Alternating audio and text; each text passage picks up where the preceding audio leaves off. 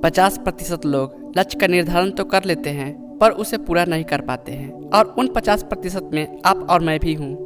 हम अपने लक्ष्य को चुनाव तो कर लेते हैं कि मुझे क्या प्राप्त करना है, पर उन 50% लोगों में से केवल 5% लोग ही अपने लक्ष्य को प्राप्त कर पाते हैं। ऐसा इसलिए होता है कि जैसे ही हम अपने लक्ष्य की प्राप्ति की ओर कदम बढ़ाते हैं तभी कोई ना कोई समस्या उत्पन्न हो जाती है और हम हार मान जाते हैं। मैं भी कई लक्ष्य का निर्धारण करता हूँ, जैसे कि रात को 2 विषय का रिवीजन करूँगा, पर जब पढ़ने बैठता हूँ तो आधे घंटे में ही मन उबने लगता है और मैं लक्ष्य से वंचित रह जाता हूँ और वह लक्ष्य बीच में ही अधूरा रह जाता है। इसका समाधान इस कहानी में बताया गया है, जिसे सुनकर आप उन 5% लोगों में शामिल हो सकते हो। यह कहानी बहुत ही सुंदर तरीके से लिखी गई है, जिसके हर एक वाक्य में गहरी शिक्षा छुपी हुई है, और खास बात यह है कि बहुत ही प्रेरक कहानी है, जिसे सुनकर आप अपने लक्ष्य को दुगने जोश के साथ प्राप्त कर सकते हैं। और आखिर में कुछ ऐसे टिप्स भी है जो आपकी सफलता को 10 गुना तक बढ़ा देती है। तो कहानी का मजा लीजिए और एक गहरी सांस के साथ इसे सुनिए। एक बार की बात है, एक निसंतान राजा था। समय के साथ वह बूढ़ा हो चुका था और उसे राज्य के लिए एक योग्य उत्तराधिकारी चिंता सताने लगी थी। योग्य उत्तराधिकारी की खोज के लिए राजा ने पूरे राज्य में ढिढोरा पिटवाया कि अमुक दिन शाम को जो मुझसे मिलने आएगा उसे मैं अपने राज्य का एक हिस्सा दूंगा। राजा के इस निर्णय से राज्य के प्रधानमंत्री ने रोष जताते हुए राजा से कहा, महाराज, आपसे मिलने तो बहुत से लोग आएंगे और यदि सभी को उनका भाग देंगे तो राज्य के टुकड़े टुकड़े हो जाएंगे। ऐसा अव्यवहारिक काम न करें। राजा ने प्रधानमंत्री को आश्वस्त करते हुए कहा, प्रधानमंत्री जी, आप चिंता न करें, देखते रहे क्या होता है।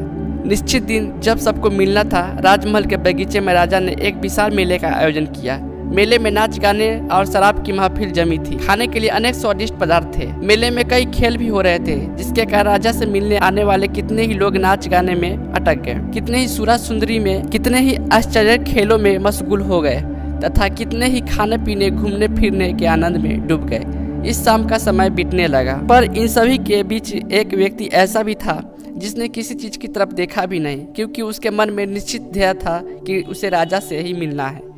इसलिए वह बगीचा पार करके सीधे राजमहल के दरवाजे पर पहुंच गया, पर वहां खुली तलवार लेकर 2 चौकीदार खड़े हुए थे। उन्होंने उसे रोका, पर वह रुकने वाला कहाँ था। उनके रुकने को अनदेखा करके और चौकीदारों को धक्का मारकर वह दौड़कर राजमहल में चला गया, क्योंकि वह निश्चित समय पर राजा से मिलना चाहता था। अब जैसे वह अंदर पहुंचा, राजा उसे सामने ही मिलने गए और राजा ने कहा, मेरे राज्य में कोई व्यक्ति तो ऐसा मिला जो किसी प्रलोभन में फंसे बिना अपने ध्येय तक पहुंच सका।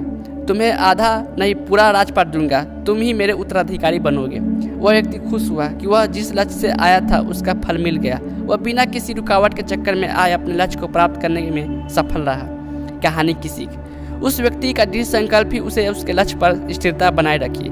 यह सब दृढ़ संकल्प की गहराई को समझने वाला व्यक्ति अपनी मनचाही लक्ष्य को प्राप्त करने की क्षमता रखता है और प्राप्त भी कर लेता है। ठीक उस व्यक्ति की तरह जिंदगी खेलती भी उसी के साथ है जो खिलाड़ी बेहतरीन होता है। दर्द सबकी एक से है, मगर हौसले सबके अलग अलग है।